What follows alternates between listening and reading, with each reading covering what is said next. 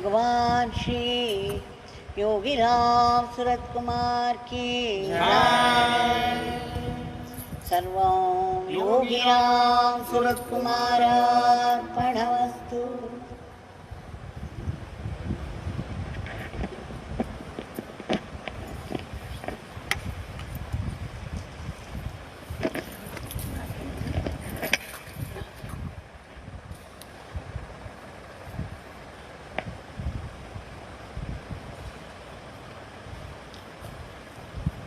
With deep gratitude, we shall submit our namaskarams, our salutations at the holy feet of Bhagwan for giving us one more chance to chant his powerful name.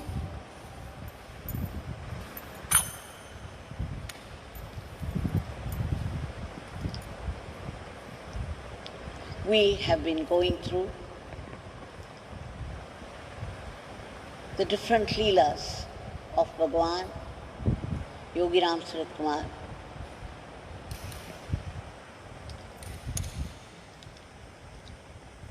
With great ananda.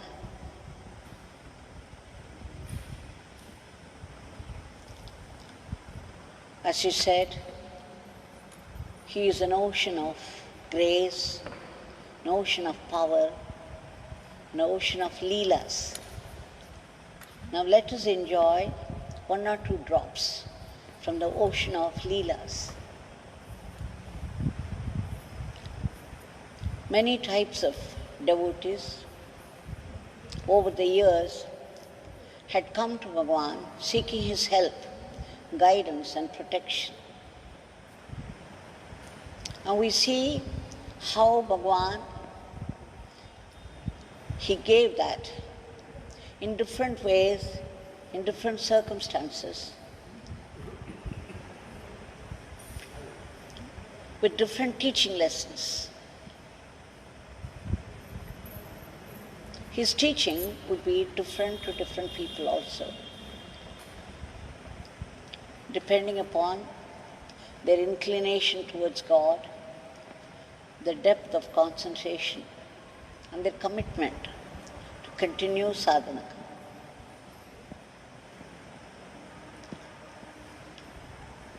A devotee by name Srinivasan, he is more popularly known as Villivakkam Srinivasan, and Bhagwan himself had called him so quite a few times.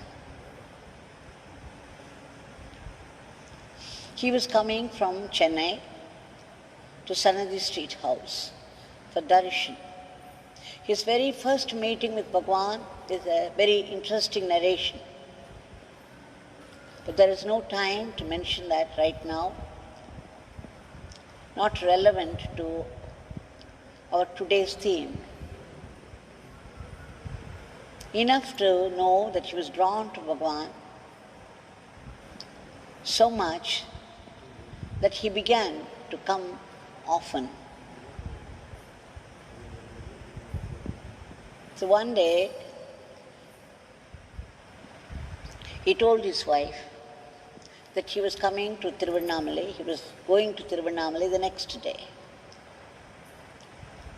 His wife got irritated and she shouted at him. He was angry, she was angry with him, and she said, before Sri Srinivasan came to Bhagwan, he had some unwanted habits. But after he came to Bhagwan, he became a devotee. And he dropped those habits.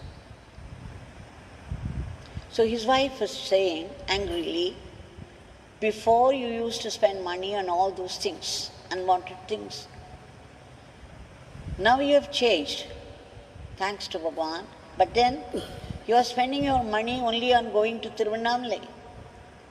What about the household? There are expenses for the household. How do we meet them?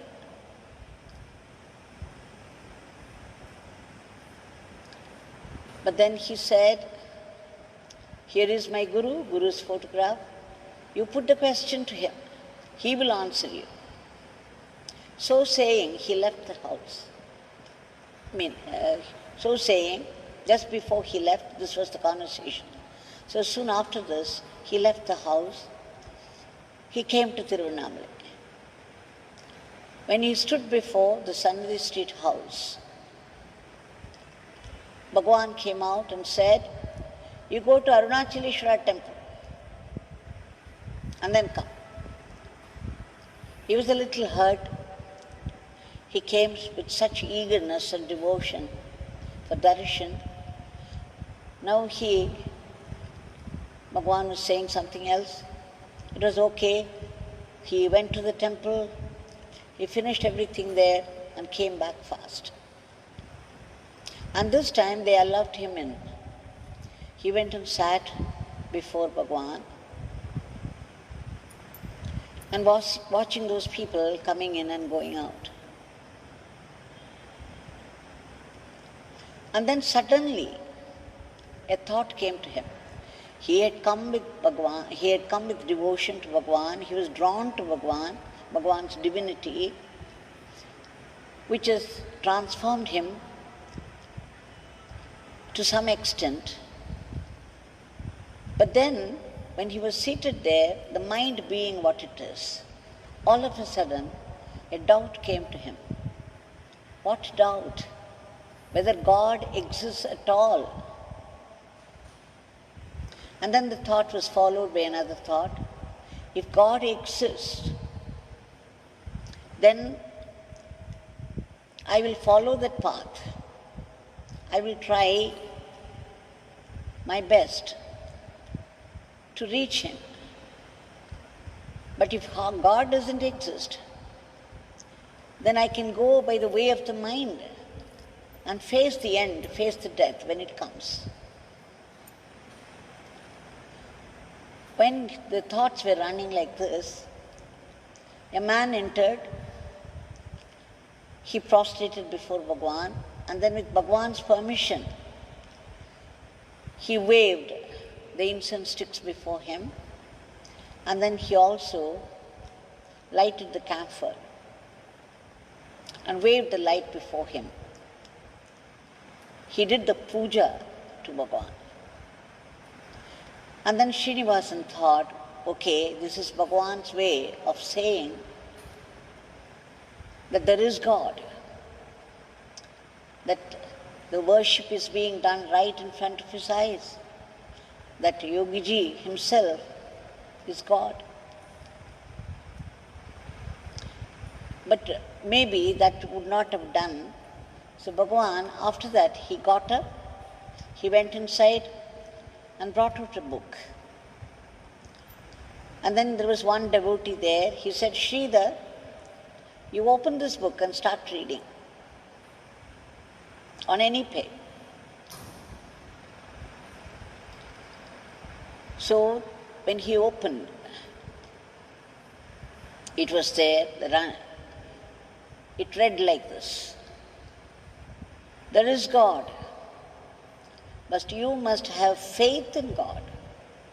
If you have faith in God, then God would appear in a certain form with a certain name that would suit your ways, that would suit you, and then take you to the highest experience.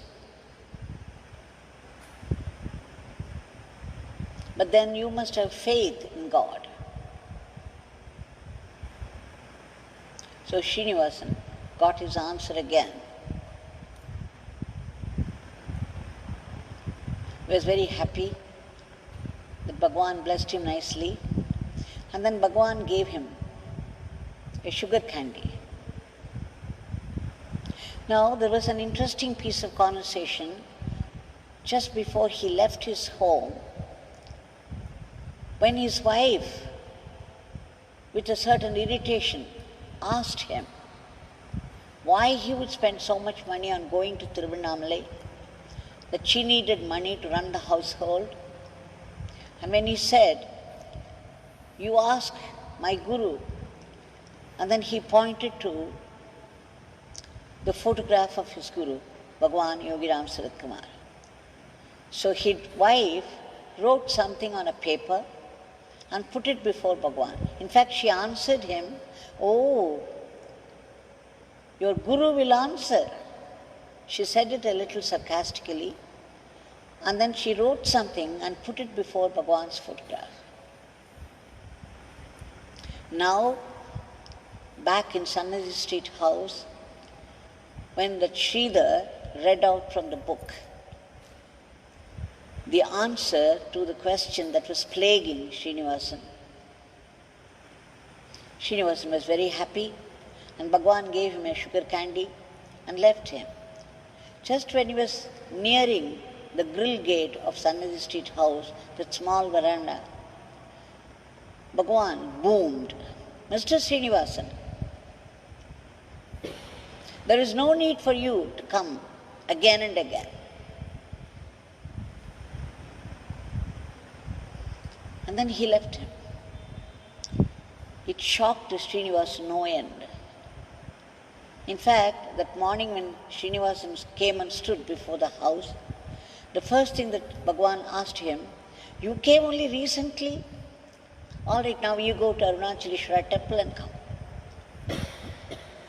So, if we knew the ways of Bhagwan, this very question, "You came only recently," must have been a warning. But of course, Srinivasan didn't take it seriously. But now, when he was about to reach for the gate, Bhagwan said, "Mr. Srinivasan, there is no need to come to this beggar again and again." What a shock it was to him after the way he answered all his doubts. Srinivasan he could not bear it. He started to cry. He was crying and crying all his way back to the house. Seeing his mood, his wife asked him, "What happened?" Srinivasan narrated everything, especially his final declaration. There was no need for him to go again and again. Then his wife smiled and she said, "Your guru has answered my question." He looked up shocked and said, "What did you write? What did you keep?" She said, "I wrote to Yogi Ramsuratkumar Bhagwan, please ask him not to come again and again."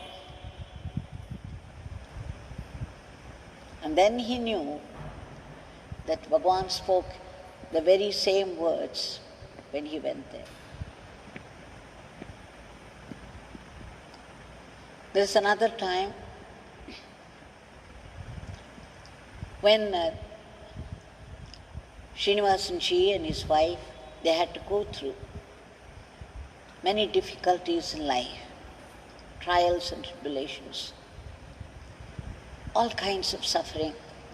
Suddenly his relatives began to humiliate him, abuse the couple in different ways, started to reject them, isolate them.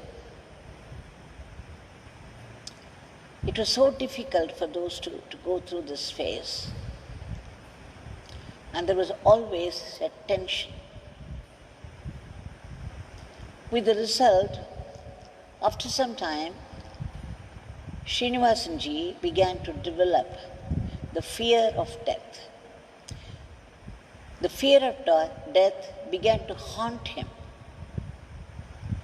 So much so that one day he decided, okay, let me face it, let me see what it is like. And then he lay down and then he imagined his own death. He visualized the whole scene, his body lying there as a dead body and the situation around him. He did it to his wife also. He imagined the death of his wife and the situation that developed after. And again, he did it to his daughter. And then when it came to his son, when he imagined the death of his son, he could no more bear it. He was very fond of his son, little one, and he could not see his son's death. The whole process took about 1.5 hours, and then when he could no more bear this thought, he got up. And then he decided, okay, tomorrow we will all go to see Bhagwan in Tiruvannamalai. It affected him, this imagination, this visualization. You see, when this fear of death came to Sri Raman Maharishi, he also lay down. He imagined his death slowly, gradually. He also held his breath because he wanted to see the death of the body, the death of the mind. He also held his breath. So there was no breathing. And then he wanted to know what was beyond this breathing, what was supporting this breathing. And what was more, he looked inside with his entire being, with total concentration. And then the Supreme revealed itself, because that was the only thing beyond our breathing. That is the substratum of all existence, the substratum of all creation, which is inside every one of us. That was inside Sri Raman Maharishi. And when Sri Ramana looked inside deeply with his entire being, at the point where even the breath stopped, and then there was revelation after revelation after revelation. The Supreme Consciousness took over his entire being, and it became pure awareness afterwards, the Self. So much so, he said, he declared, there is only the Self, there are no others. But here in the case of Srinivasanji, the fear of death was genuine, but his look turned out. It was outward. So he imagined his death and the situation that would develop outside. He could not look inside. So the fear continued, the tension continued, the suffering continued. The next day morning, all the four of them promptly came to Tiruvannamalai, came to the doorstep of Bhagwan. Actually, they joined the other people, they were standing in the queue, but Bhagwan sent word through the gatekeeper, the attendant, and then he called out Villivakkam Srinivasan. So this family hastened inside. So when they came, Bhagwan seated them all in that small veranda. And then he said, he was asking Srinivasan, what is your name? Srinivasan. Long live Srinivasan. What is your name? Rajalakshmi. Oh, long live Rajalakshmi. And then he asked for the names of the children also. And then he said, long live, long live. After that, he made them all stand. And once again, he raised his hands in benediction and pronounced, long live all the four of you. And then he said in a low tone to Srinivasan alone, he said, you disturbed this beggar yesterday. Why think of death? Live and chant the name. This is very relevant to the situation today. People get into depression so easily. For everything, they feel depressed and are unable to come out of it.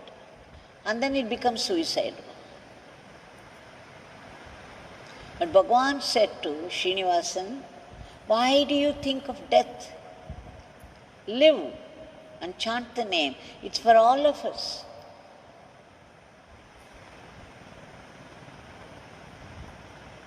So, after that, of course, Bhagwan was going to leave them. And then Srinivasanji was surprised, because the last time when his wife wrote something before the picture of Bhagwan, he answered it here in Sannidhi Street House.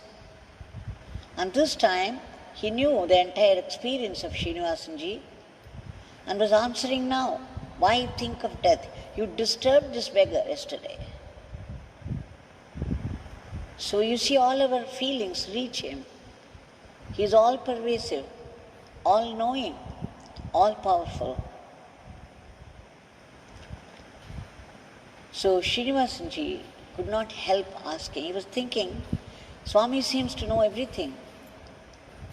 So he asked him, how is that he knew what his wife wrote down there in the house in Chennai, and now what happened, this experience that he went through, without his telling him anything at all. Swami was referring to this death, his fear of death. And then usually Bhagwan would not answer such questions. If anybody asked him why he did what he did, he would never say, he would keep quiet. And then you would feel discouraged and stop it. But that particular day, surprise of surprises, he answered him, and this is an answer for all of us. It's a revelation. Bhagwan said, look, Srinivasan, suppose an ant is crawling on your back. Wouldn't you know without seeing where it is and reach out for it? Srinivasanji said, yes. It's by feeling, you know instantly, wherever the whole body, wherever it happens, you will know. Then Bhagwan said, the whole cosmos is my body.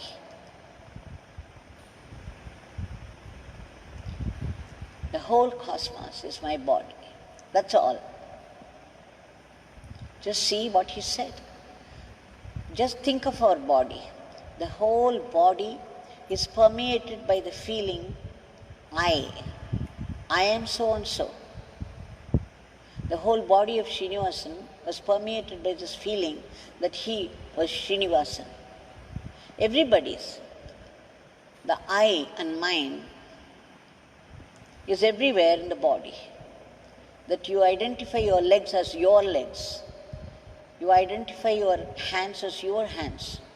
The hair on your head, you say my hair, my eyes, my nose, my body, my mind, my word, my action, my thoughts. This I and mine rule our entire being. Now when Bhagwan said the whole cosmos was his body, the I of Bhagwan, the supreme I, is all pervasive. It is all over the cosmos. The supreme I is all over the cosmos. So just as a mosquito bites us somewhere at the back, immediately we would reach out for it. The whole body would adjust itself for the hand to reach that, to remove the cause of suffering, the mosquito or the ant. So like that, the supreme I, the whole cosmos, is his body. And that's why he is all-knowing. He is all-pervasive. We have very limited power because our consciousness is limited. But the Supreme has no limitations at all. Why? His I pervades everything. So he is all-knowing, all-powerful, all-pervasive. He is the Parabrahman, the Supreme. And the Supreme, as he said in the previous time, that when Srinivasanji visited him, have faith in the existence of God, and then God would assume a form and name and come to you to take you to the heights. So this Supreme Being, that is Bhagwan Yogi Ramsuratkumar, revealed himself, his true identity, his state of being. All of us remember what he said several times, pointing to his body. Do not get attached to this body. This body is perishable. You think that Yogi Ramsuratkumar is only from the head to foot? He even said, those who think of Yogi Ramsuratkumar as only this body will only feel miserable. They will only become more selfish, more miserable. Who is Yogi Ramsuratkumar? He is not confined to this body. He is all pervasive. He is all knowing. He is all powerful. Yogi Ramsuratkumar is not just a form or name. It is the state of being. It is the supreme state of being. This is what he gave us to understand. So when we see, it's one thing to interpret everything and understand, and again there is the risk of misinterpretation. It's another thing to read it from a book or even hear it from somebody. Because as long as an experience, as long as a truth has not become your own experience, it is not your truth. It is someone else's truth. It may be the only truth, and still it is somebody's experience, somebody's truth. You must make it your experience to call it your truth. And the only truth is the all-pervasive, all-knowing, all-powerful Bhagwan, the Supreme, assumed the form of Yogi Ramsuratkumar, and it has given us the name Yogi Ramsuratkumar, the powerful mantra. Let us also remember, Bhagwan said to Srinivasan, why think of death? Live and chant the name. What happens when we chant the name? The whole cosmic play is being run by the law of karma. And so there will be joys and sorrows in life. They alternate. But Bhagwan said everything happens only by God's will.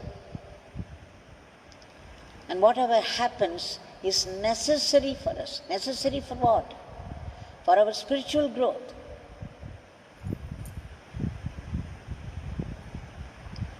And that is why it is happening.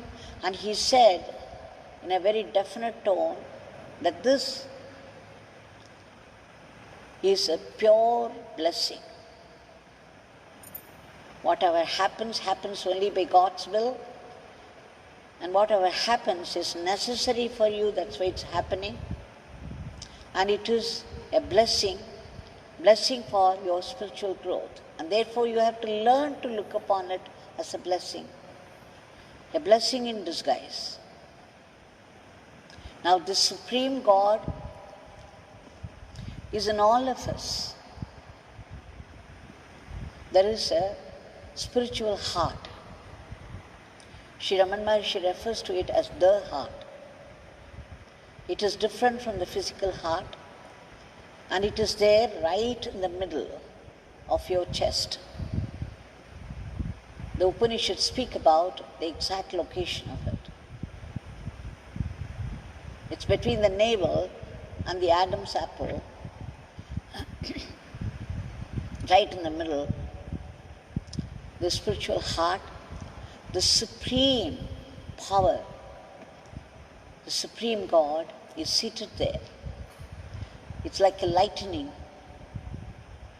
We wouldn't go into description of all that because it has to be experienced. No matter how much we describe, it would fail miserably. So he is there, and it's because he is there, our breath starts. Every breath of ours is rooted in God. It starts from him and it ends up in him. Every breath. And that is why Sri Raman Maharishi, when he had this fear of death, when he experienced death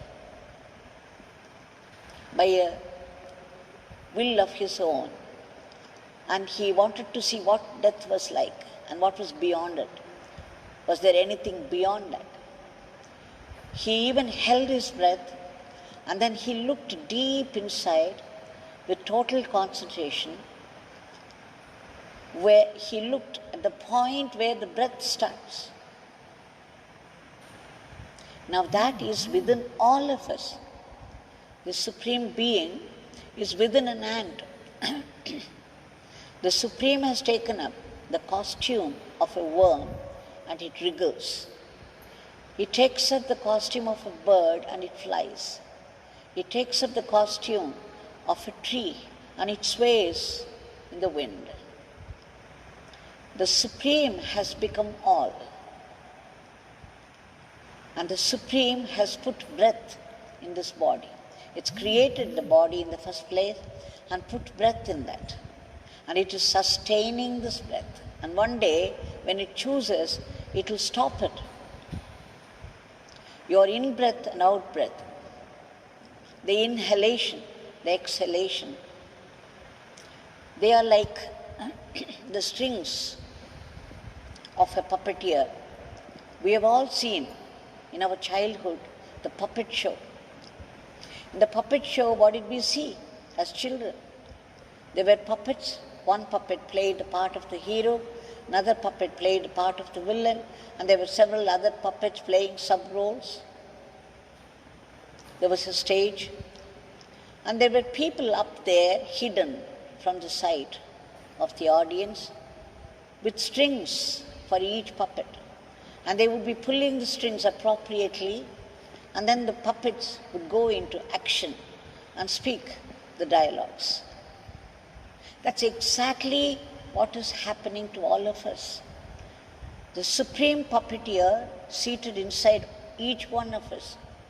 The same Supreme Puppeteer inside the worm, in the ant, in the tree, in the bird.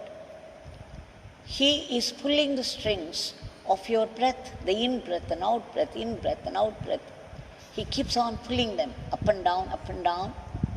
Then there is life in the body, and then you feel alive, and because of that your eyes are able to see, your ears are able to hear, you are able to move your limbs, your brain is able to think.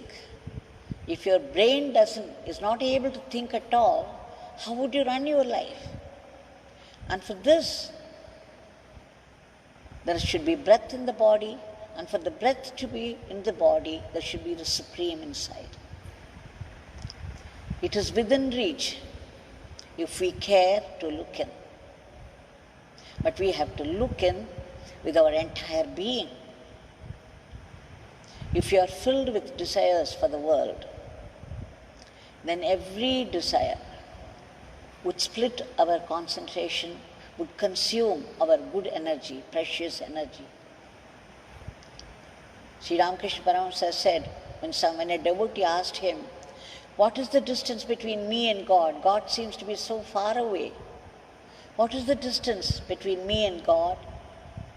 Ramakrishna Paramahamsa said, you list out all your desires, and that is the distance between you and God. Every desire consumes your precious energy, and especially your negative thinking. Your every negative thought consumes so much energy, and that's why you feel tired after that. You feel exhausted. Let us remember Bhagwan saying, why think of death? Live and chant. So when we chant the name of the Supreme, which is residing right inside us, how do we know it resides? Because we are breathing, we are living. We are not dead bodies. And Bhagwan said, remembrance of God is the only goal of life. God has given you this body and put life, the in-breath and out-breath into it. And what is more, He is sustaining it with care. Why? Because He wants you to think of Him. He wants you to come back to Him. So that is the aim of life, remembrance of God. And Bhagwan said, remembering the name is remembering God. And it's only when you remember God you truly live. He said, otherwise you are a dead body. The times you don't remember God, you are dead. Why? You are not serving the purpose of life. What is the purpose of life? To remember God. Constant remembrance of God. We do not know how to reach Him, but we can remember Him with effort. As long as the ego is active, it is He who has put the ego also. He has put the Maya, the ego, so that the ego would go on thinking that it is ruling the body, mind, everything. And the ego would claim the merits and demerits. But remember, it is He who is activating you. He is activating your breath. He is activating your brain. He is activating your eyes so that the eyes could see. He is activating your ears so that the ears could hear.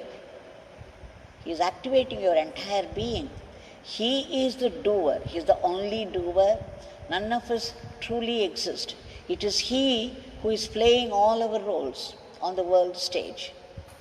But as long as our ego is active, as long as we identify everything with ourselves, with the body, I am so and so, it is my thinking, it is my word, it is my action, I did a bad action, I achieved this, I failed. This identification with the body, even that was given to us only by Him, so we cannot escape it easily. But at the same time, He is there and He has provided means for reaching Him. And the best of it is chanting the name, the easiest, the highest, the fastest route to God, who is right inside us. Such a huge treasure. Our true identity is right inside us and we do not know. We do not even know it is there. So none of us care if we have lost it. So this is what Bhagwan used to say. It's only when you remember God you truly live. Other times you are dead. So it is by some law of karma, the law of collective karma has landed us, the whole world, in today's situation. The collective adharmic karma. People have started to live the way they have begun to follow the dictates of the mind. They have forgotten the dictates of God expressed in scriptures. With the result, there is so much slaughtering, so much killing, so much violence, and so much merrymaking. Now this collective karma has landed us here because God wants us to be cleansed. Even when people die of corona, they die because their time for death has come. Corona happens to be a cause. If corona has not stepped in, some other disease would have stepped in and they would die anyway. This is the law of karma. It is relentless. But then we would go into it. It's no time to discuss all these things now because people are agonized. They are in the grip of great fear and there is the spread of this disease. And people are grief-stricken. Even the countries with the great army as their strength and money they are reduced to utter helplessness by an unseen small virus. This is God. This is how God plays his game. Now at this moment, what could we do? We cannot say it's a law of karma and let people suffer. We have to do whatever we have to do, and that is to chant his name and pray and pray and pray until it happens. Do not think that we can pray for a few days and then, because it's a huge, a gigantic suffering, a momentous thing. And so it takes a long time, but we cannot give up easily. We shall do our part. We shall keep on chanting, chanting, chanting his powerful name, invoking his grace, praying, praying, praying. Surely, Bhagwan has said, not a single nama goes waste, not a single prayer goes waste. So there is bound to be the fruit for all these efforts. Let us invoke his grace today again. Bhagwan, O beloved Bhagwan,